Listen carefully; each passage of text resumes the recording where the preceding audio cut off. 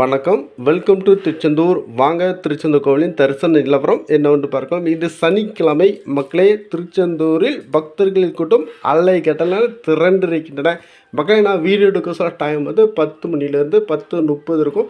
அந்த நேரத்தில் கட்டண தரிசனம் முழுவதும் நீண்ட வரிசைகள் பக்தர்கள் காத்திருக்கின்றன.